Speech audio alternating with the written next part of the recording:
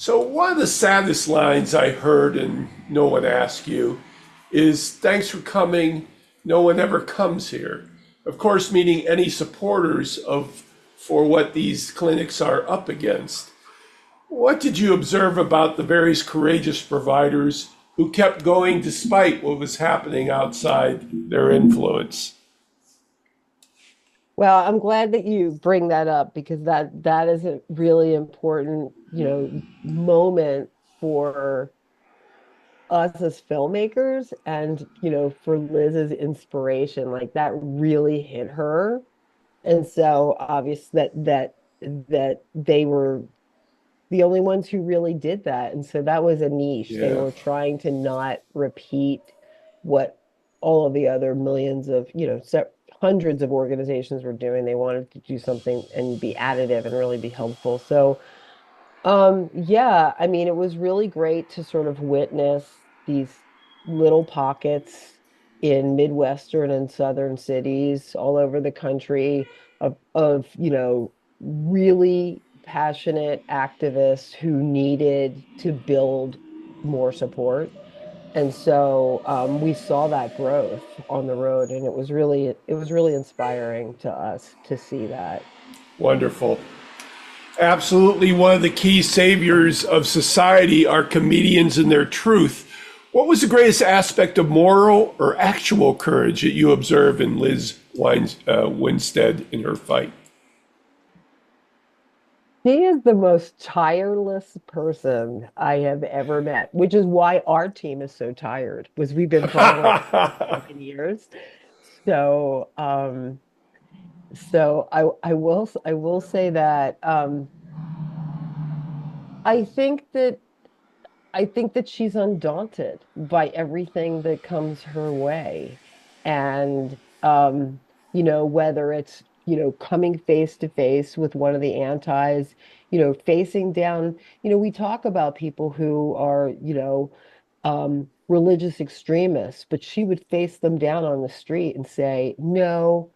There was a couple incidences where and actually this is really significant. So when we were in Milwaukee, and Abortion Access Front was there, and Operation Save America was there, and all of their constituents from all over the country came together.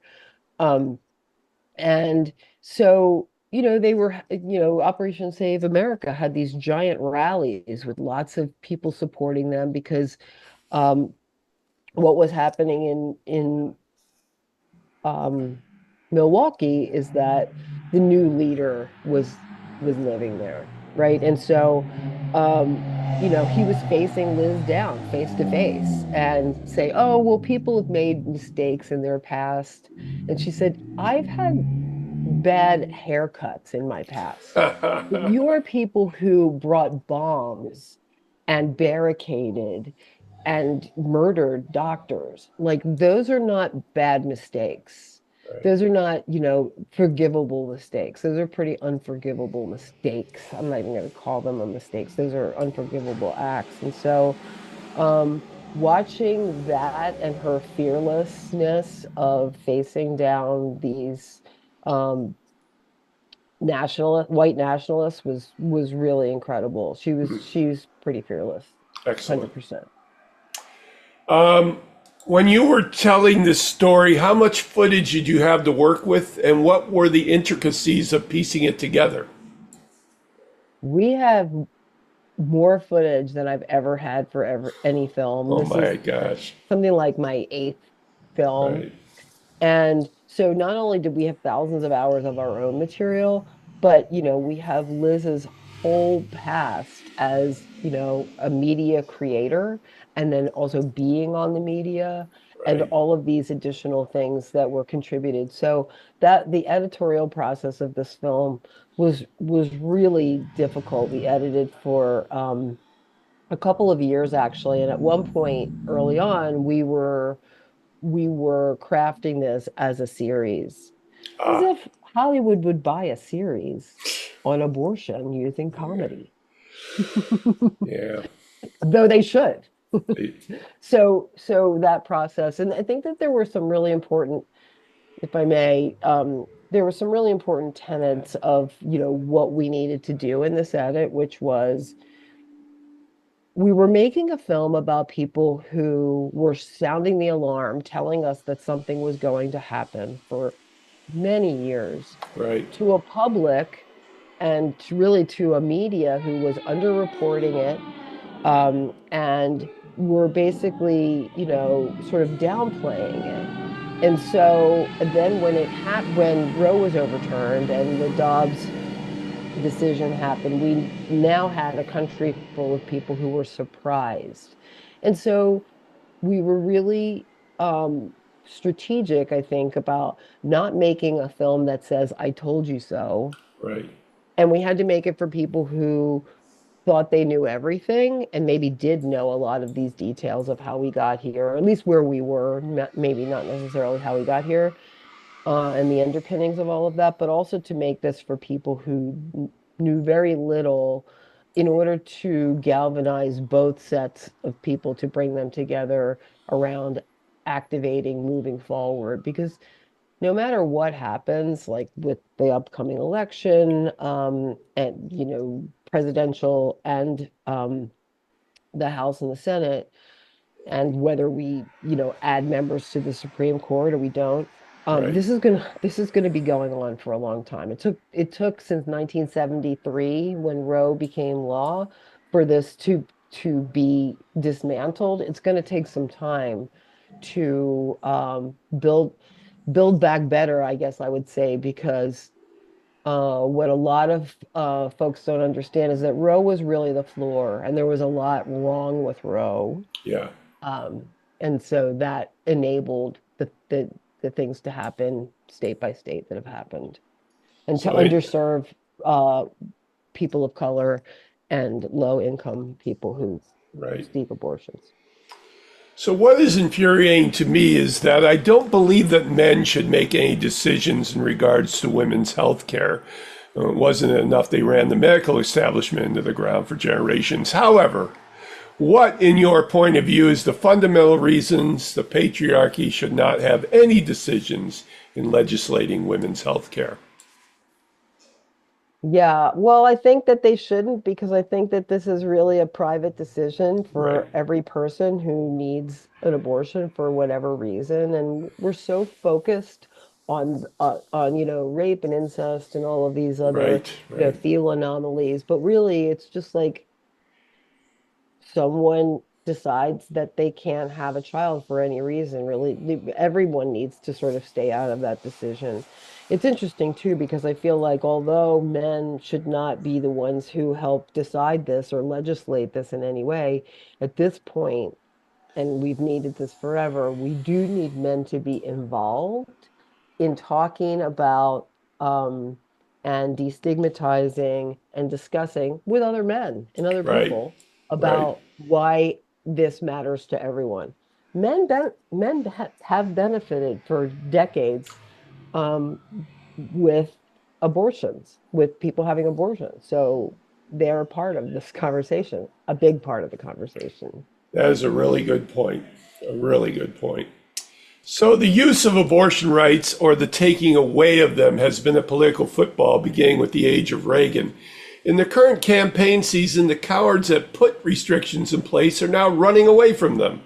What do these cynics fear regarding the wrath of the American woman voting population and other supporters, of course, that they didn't understand when they established these restrictions? That people are waking up. I think it's really a wake-up call, because I Yeah, think that I'm from Philadelphia originally. I'm so fixated on this thing where, every time there's an election for, probably since, Bush Gore yeah, and all of the things that happen. Then, you see John King on CNN, and you see Steve Kornacki on MSNBC, and they zero in on the suburbs of Philadelphia. And I'm from the suburbs of Philadelphia. And I went to high school with these women, college educated, successful, split households. Husband votes wallet, Yeah. wife maybe doesn't vote or Right. doesn't vote. It's just it's mind-boggling to me. So I think that there's been, a wake-up call, and I do attribute a lot of this. It shouldn't have been a wake-up call. This is something that we should have all been following all along. Like, Right. oh, there is a plan in place to dismantle this. As soon as Roe became the law of the land in 1973, that's when this began. So I think that I think really it's a wake up call, because I think that you have a lot of, these people that I'm talking about, people I went to high school with, we had abortions, we moved on, right? And I think that's the key takeaway, is that people understanding that it can't be like, I got mine, I'm moving on. It has to be, abortion is not a right unless it's safe and legal and affordable for everyone. Right. And part of healthcare, like if I need gallbladder surgery, I don't have to get gallbladder surgery funds, and there isn't a doctor who has to fly in from another state to give me that gallbladder surgery. It's allowed. It's part of healthcare.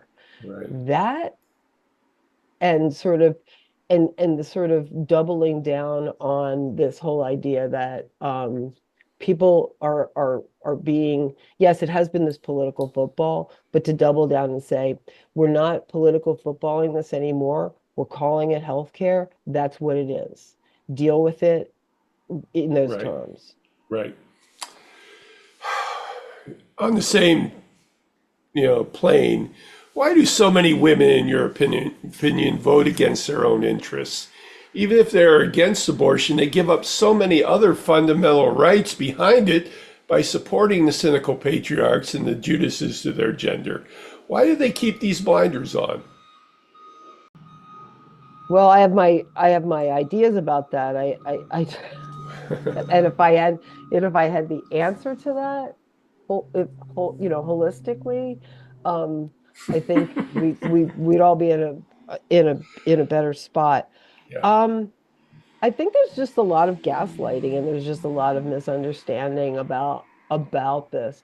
When I don't care what political side you're on, who wakes up in the morning. I don't care if you're like the sort of like craziest religious extremist that you could possibly be. No one wakes up and says, you know what, I don't think I'm qualified to make decisions about my own life in any way. I think I need somebody else to do that for me. No one does that. But the equating, no, but we're not bringing those things together. This Right. is so, this is deeply connected to so many other things. Right. Yes, it's connected to, gender affirming surgery. Yes, it's connected to birth control, but it's also, and that on those things are really scary, but it's all also connected in a greater way to saying that women don't know how to make decisions about their own lives. Even if you look at the restrictions at certain states where there's the 24, 48, 72-hour waiting period. It's all based around, oh, maybe she needs to go home and think about it for a Yeah. minute, because Yeah. she can't, maybe she's not sure. And if she's not sure about her abortion decision, maybe she's not sure about, you know,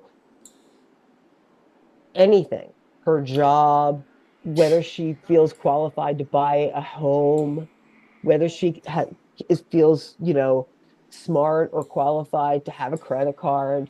We just question women's decisions. And I think that is the greater, scarier part of this. This is Patrick McDonald for HollywoodChicago.com. Copyright 2024.